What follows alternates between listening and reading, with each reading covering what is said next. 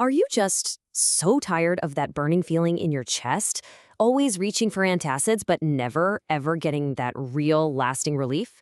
Well, you are in exactly the right place. Today, we're going to move way beyond those quick fixes and really tackle chronic acidity head on. Let's dive in. Okay, so here's what we've got on tap. First, we'll figure out what chronic acidity even is. Then, we'll do a little detective work to find your personal triggers. After that, I'll lay out a super practical 4-week action plan. We'll also bust some common myths, and then finally, we'll cover the really important signs that tell you it's time to see a doctor. So first things first, what exactly are we dealing with here? Let's get a clear understanding of what chronic acidity actually means. Does this sound familiar? That cycle of, the burn, then some temporary relief from an antacid, and then, boom, the burn is back again. If you're nodding along, you're not just dealing with occasional heartburn. This is probably a chronic issue that needs a real strategy, not just another temporary patch. The real key here is all about frequency. This isn't just what happens after you eat one super spicy meal. Chronic acidity is when that stomach acid is constantly splashing back up into your esophagus. That tube from your throat to your stomach. And it's happening over and over, week after week. So what's actually going on inside your body to cause this? Well, it usually comes down to this little muscle called the lower esophageal sphincter, or LES for short. Think of it like a tiny gatekeeper. Its job is to open up to let food into your stomach and then slam shut. But when that gatekeeper gets a little weak or it relaxes when it shouldn't, that gate gets left open and, stomach acid can splash right back up. And that's where you get that awful burn. Okay, so that brings us to the next big question. Why is this happening to you? Finding your own personal triggers, that is the absolute key to finding a solution that's actually going to work for the long haul. The usual suspects tend to fall into just a few categories. It could be what you're eating, right? Like spicy foods, or maybe your beloved morning coffee. Or it could be lifestyle things. And yeah, believe it or not, even your tight-fitting clothes can put pressure on your stomach and make things worse. For some of us, it might be tied to medications or other medical conditions. The idea here is to just start thinking which of these might be ringing a bell for you.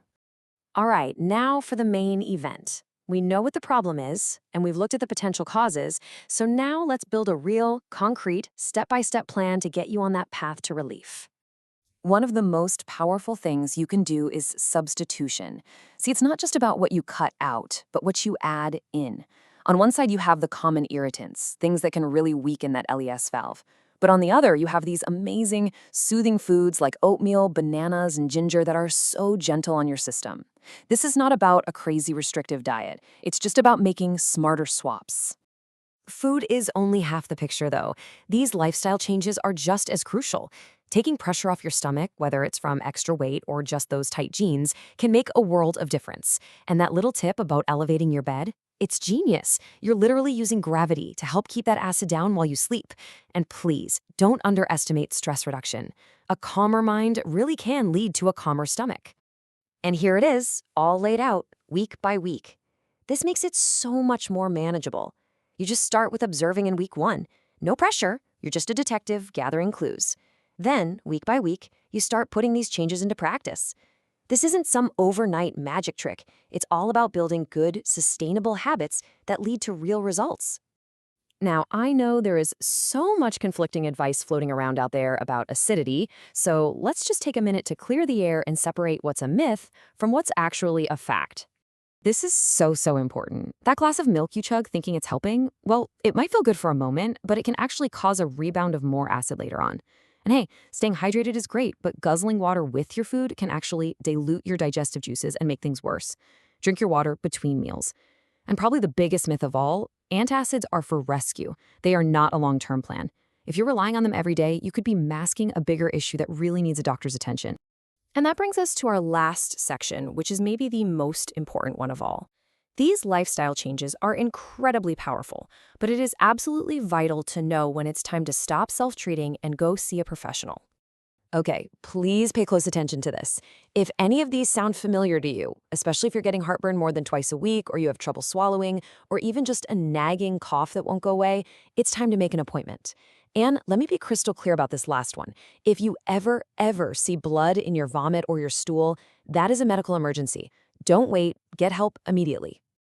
You know, the experts over at Arca Anagraha Hospital's Digestive Health Department put it perfectly with this quote. It really just ties everything we've talked about together, doesn't it? The real goal isn't just to silence the heartburn, it's to understand what's causing it and fix the root problem. That's where you find true, lasting relief. So I want to leave you with this question. You don't have to change everything overnight. Maybe it's just swapping that afternoon coffee for a ginger tea. Or maybe it's just deciding, okay, tonight I'm going to start that food diary. What's the one small, totally doable thing you can do today to start taking back control? Because honestly, that first small step, that's the most powerful one you can take.